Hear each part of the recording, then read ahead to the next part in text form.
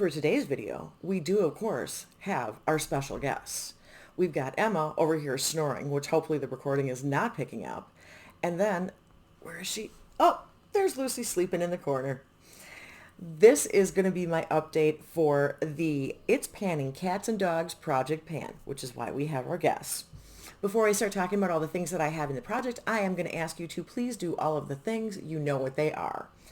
This is a project that was created by the dynamic duo. This is a Deb and Danny project. They did it in collaboration with the Fantastic Ladies group on Facebook, so I'm going to have their channels and the link to the Facebook page in the description box for you as always. This is a project that started October 22nd of 2022, will run till October 22nd of 2023, because that is National Make a Dog's Day. I think every day is for these two, but that's just a personal thing. So we are supposed to be doing updates monthly on the 22nd, give or take. You know, there's a little fluidity in all of these things. It is a roulette style project starting with 6 prompts. Yeah, that's not quite where I'm at, but it'll all eventually make sense. The social media hashtag for this is PanningPetsPP. Now, if you're looking for more videos, check out the ladies' channels. I am not sure if there's a master list on this one or not. I'm guessing that Danny might have one. I don't know. Somebody's keeping track of us, I'm sure, somewhere. Hopefully. Let's talk about the things that I had in the project. So I have got Ragdoll, known for their blue eyes. So it is a blue product, packaging, name, color, etc. I brought in the Lancome Bifacil. This is the one I use as my waterproof eye makeup remover because I use so many waterproof items. It is technically the double action eye makeup remover. Who knew? Whoever reads these names. So I have gone down from here down to here. You can see the blue line, or you can see the black lines pretty much there on the bottle. It's a shake it up product to make it all nice and milky. So you can see that. It went from 90.4 grams to 62.3 grams. Now, I do have maybe a month. We're going to try and see if we can get this one finished by the next update. We're going to be close, but we're going to work on that. Then next I had St. Bernard. This is something that rescues your makeup look. So it can be a setting spray, a powder, a topper, etc., whatever it was that you wanted to bring in. I brought in the MAC Fix Plus because this is a product that Deb encouraged me to use.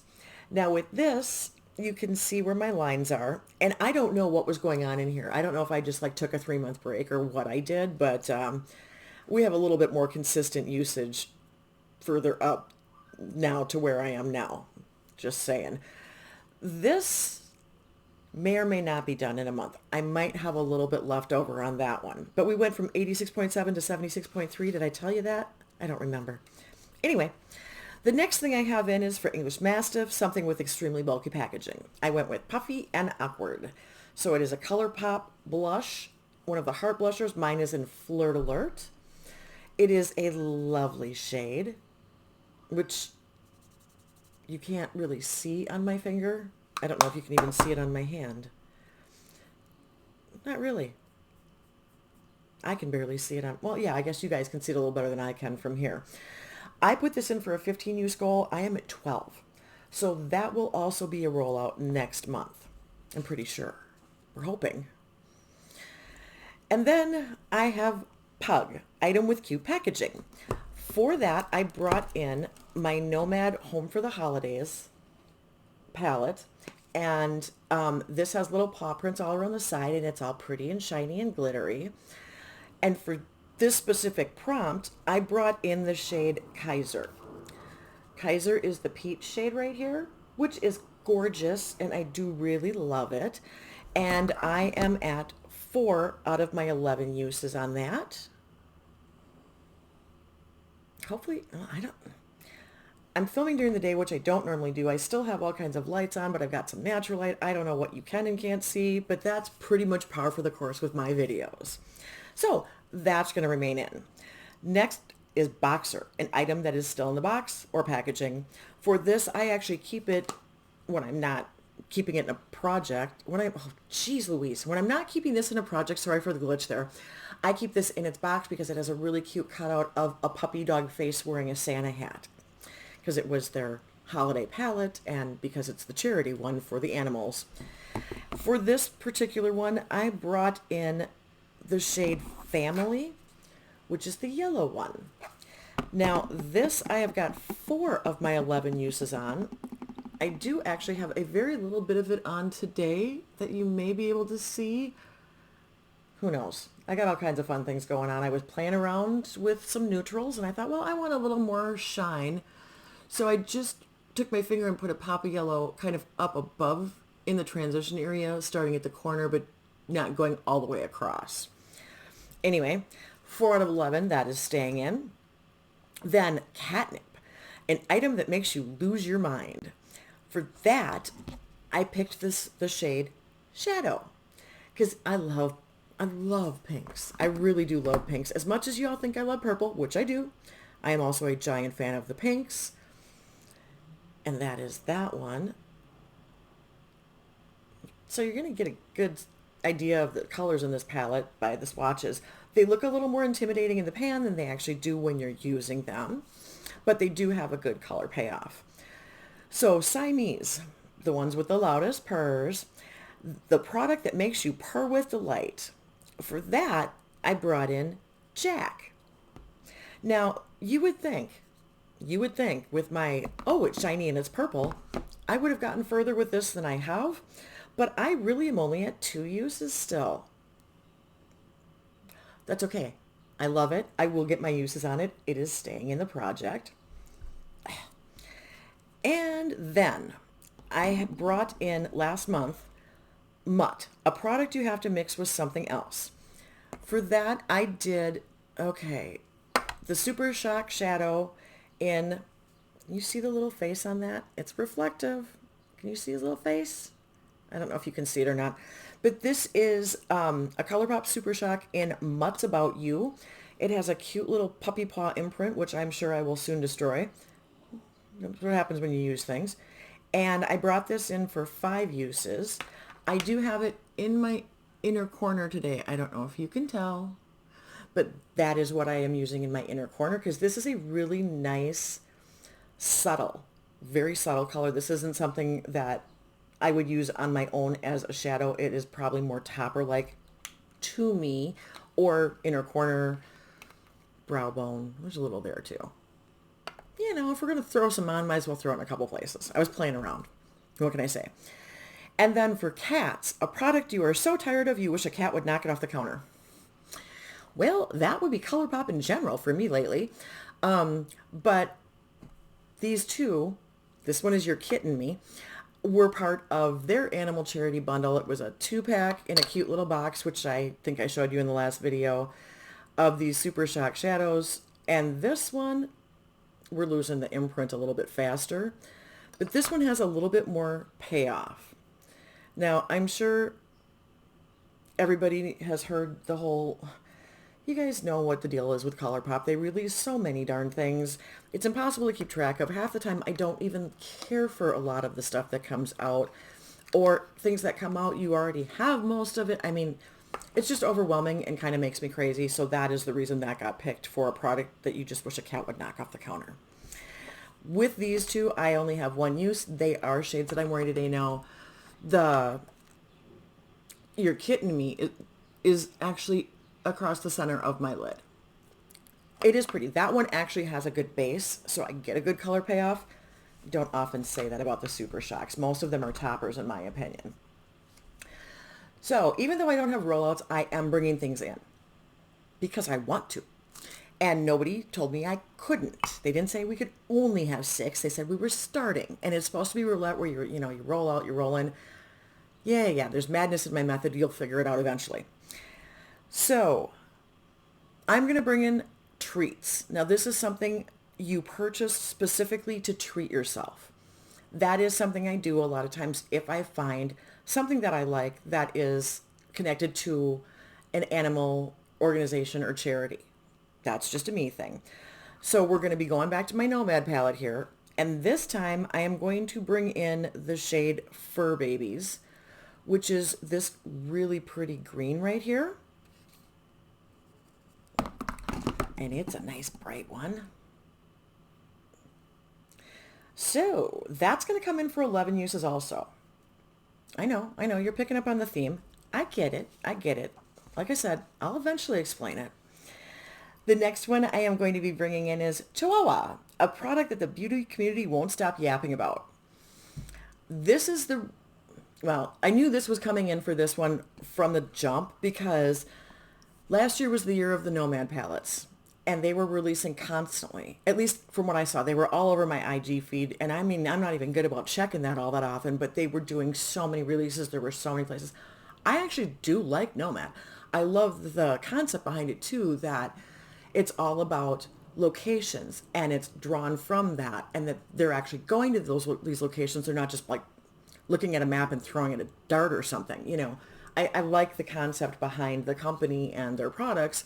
I don't own a ton of Nomad, but like I said, they were all over everybody's feed for the longest time last year. So this was a palette I wanted to bring in for that prompt. And I am bringing in Buzz because they got so much buzz with all their palette releases last year. That is the shade. It is that blue one. Oh my goodness, my hand looks so pretty. I've got all these pretty colors all over the place. So that is also coming in for my 11 uses. And no, I'm still not explaining to you what I'm doing with this palette or why I keep bringing in every shade individually. You'll find out. I'll tell you. Eventually. Maybe. No, I will. I promise. Just not right now. All right. And then because I want to, I am bringing in one more prompt.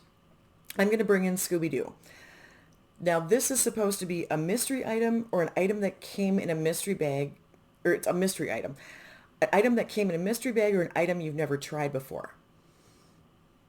Well, I am copying Danny, and I'm bringing the Scooby-Doo palette from Glamlight into the project. This is the Creeps and Crawls 10 shade palette.